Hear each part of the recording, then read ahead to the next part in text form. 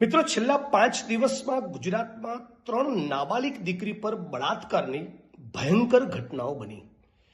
એના લઈને કેટલાક સવાલ થઈ રહ્યા છે કે આપણું ગુજરાત તો વાઇબ્રન્ટ ગુજરાત, સ્વર્ણિમ ગુજરાત, ગતિશીલ ગુજરાત, વિકાસમાં નંબર 1 અને એક મોડેલ સ્ટેટ.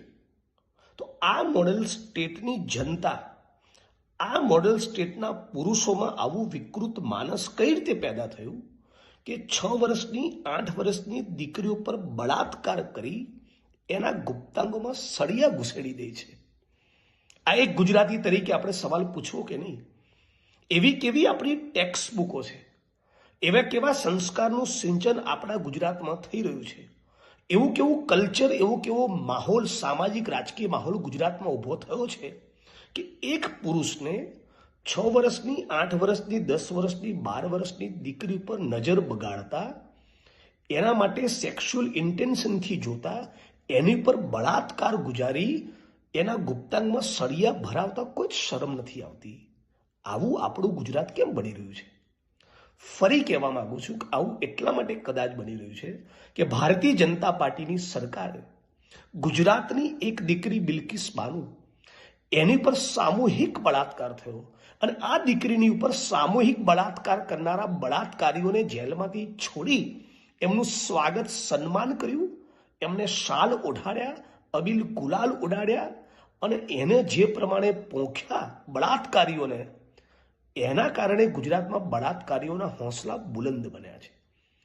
બીજો સવાલ, રાજ્યના મુખ્યમંત્રી આખા પ્રકરણમાં એક શબ્દ કેમ નથી બોલ્યા?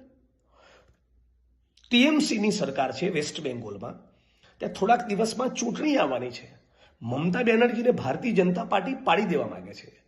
એટલા માટે ટીએમસીની સરકારવાળા વેસ્ટ બેંગોલમાં એક મેડિકલ સ્ટુડન્ટ પર બળાત્કાર થયો થોડાક દિવસ પહેલા, તમને યાદ હશે.